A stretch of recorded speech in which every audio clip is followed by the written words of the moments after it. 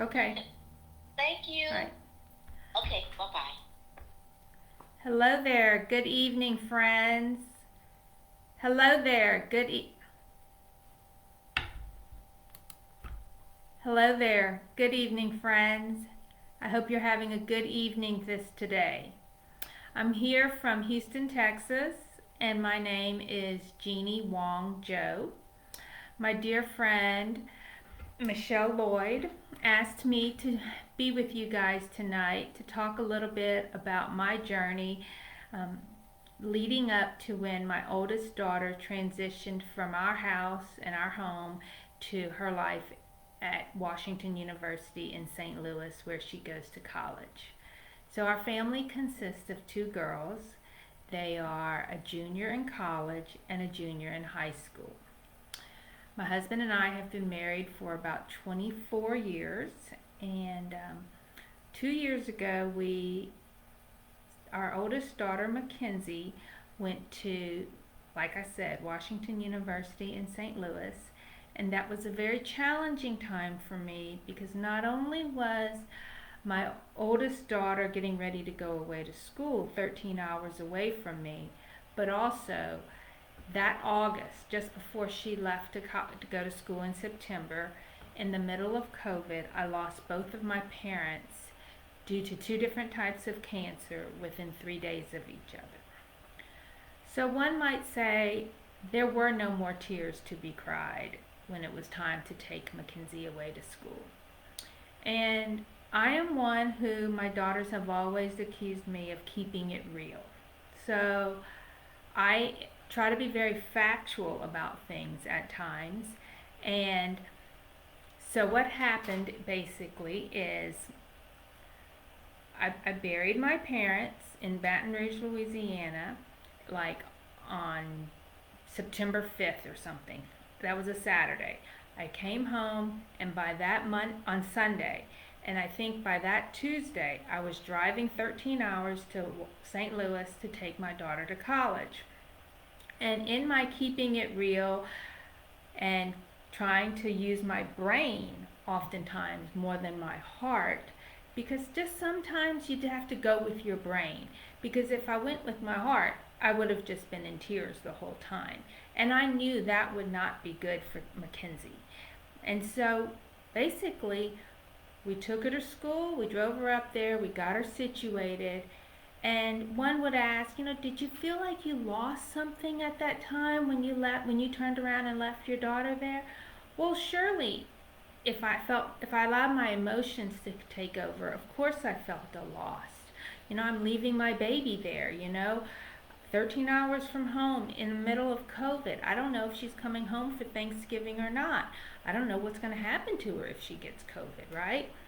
But in the end, I just told myself, this is a blessing. She has worked so hard for so long for this privilege to go away to a great school and meet new people and experience so many new things that we've been working for so many years towards enabling her to do this.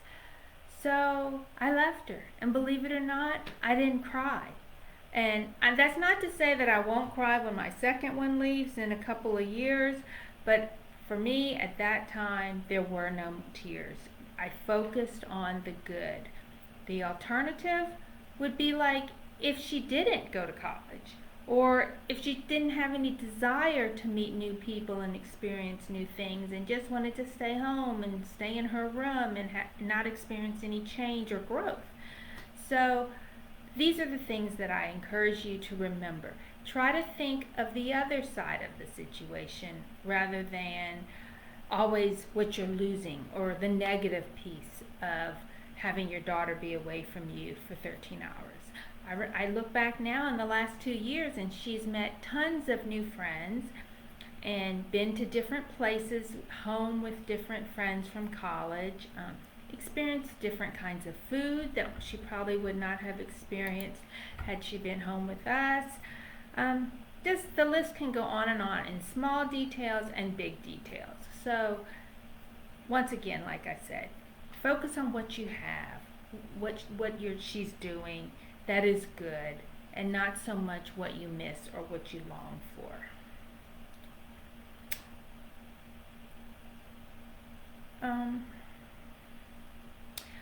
question that Michelle had asked me when we were talking about this interview and this conversation, she said, what does it look like when they come home from college? And I feel like when they come home from college, basically it is all about courtesy and respect. They must be courteous and have common courtesy to tell you where they're going and what's going on, because you have someone coming in and out of your house at all hours of the night possibly, and you'd like to know if your doorbell's gonna go, your door chime is gonna go off at a certain hour, or you're still expecting someone. That's just common courtesy. I don't necessarily ask all the details, but if you want to share with me, I'm always open to listening. And that's sort of how I've tried to maintain our relationship when my daughter comes home from school, and I try to treat her like an adult. And most importantly, I will not give up on respect. She must respect me, she must respect her father, she must respect our home. Those things haven't changed just because she's gone away to college. And during a period of reflection, and sometimes I think, like, what would I tell other moms who are about to do this, what I just did 2 years ago, and what I continue to do every semester as she comes home for a visit and then leaves again, I say, don't take everything so seriously. I am a CPA by trade, by schooling. I'm right-brained, I'm an overachiever, and I take everything way too seriously. So if I could encourage you to not take everything so seriously, to enjoy your children while they are still in your home, and nurture those relationships, because that is the time for you to do that. And the more you nurture those relationships, the more they will come back to you when they don't have to come back to you, and they have others they can talk to, but they've built that relationship with you and they just want to come back to you. And that's a good feeling when they want to come back to you. Just last night, my daughter was telling me something about how, well, when I was little, I always knew that, you might get mad at me, but you wouldn't stop loving me. And as a mom, that is so important that she actually turned around and told me that. So I encourage you to nurture your relationship with your children, and just, you won't know it until one day that little statement or something they say or do creeps in, and you're like, oh wow, she was listening all these years. It did sink in. So again, like I said, nurture those relationships. And now that my daughter is 2 years, has been out of the home for 2 years, and then my youngest daughter will be leaving the house in 2 years. I'm really starting to think about what will it be like, as an empty nester. And then that brings me back to another comment that I was thinking is like, nurture your relationship with your spouse, because so soon it's just going to be the two of us at dinner, and we're not going to be talking about how was practice today or what happened at school today. We're talking to each other, and it's almost like dating again, where you probably are like, let's see, how do I describe it? Like, you're getting to know each other again after 25 or 30 years. And so as you navigate these waters, just try to nurture your relationship with your children, be focused on that, but also nurture your relationship with your spouse. I will be honest, I'm no expert in that area, but it is definitely something that I hope and want to continue to work on. And then I don't think of life, I don't take life as a spectator sport, so I want to do everything I see. So I can already kind of get the itch for, bringing out some of those hobbies and activities that I enjoyed doing before I became a mom, and I had to put them away for the last 20 plus years. There's some certain sports that I've recently become interested in. I don't know if any of you have heard of pickleball, but that is the latest craze. And I am addicted to pickleball, so my husband and I are enjoying playing a lot of pickleball together. And I feel like I've put my career on hold for my children, so I'm also looking forward to renewing that a little bit, maybe starting to work a little bit more.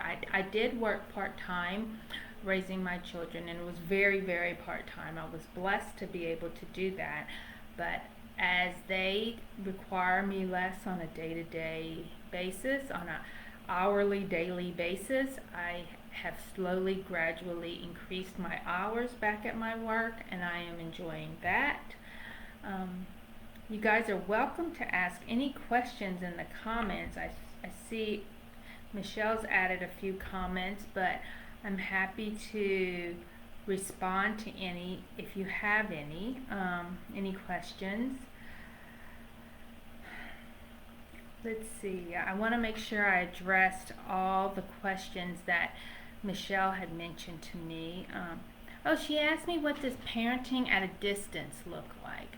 So it's hard. In the beginning, you are always looking at your Life 360 if you are fortunate enough that your child lets you track their location, which my child, she didn't really want to in the beginning, but I explained to her, it's not because I just want to know where you are, I just want to know you're safe. And she accepts that. And so, but I found that I was checking it a lot in the beginning, but now I barely check it because you just get used to it. Life gets busy, and it's not the first thing you're thinking about anymore. And I just use it occasionally to make sure she's safe. And but parenting from a distance, basically there's not a whole lot you can do when they're 13 hours away from you. So as a result, there's sort of some freedom that comes with that. And that freedom is actually quite liberating. You can't run to their rescue for every little thing. You can't beat yourself up and say, oh, I didn't do this, or oh, I should have done more. You've done all you can in reality. And that's why at this point, all you can do is, continue to nurture those relationships so that they will come back to you when they need something. And it's usually not something tangible necessarily, but more like wise counsel. And parenting from a distance is very much like that. You're available to them when they call, no matter what time it is, oftentimes late at night, and you just are an ear, and you're someone that you can counsel them and listen and share your experiences. And that's really what they want when they call. I find that more and more, and not as so much a you should do this or you should do that, but more of just an ear, and then somehow tie it into your experiences. But don't hijack the situation. Don't make it all about your situation, but find the similarities and discuss how you grew from that and share those insights with your children. With that, for the most part, that's all I have at this time. But like I said, if you have any questions, you're welcome to post them in the chat, and I'd be happy to address them.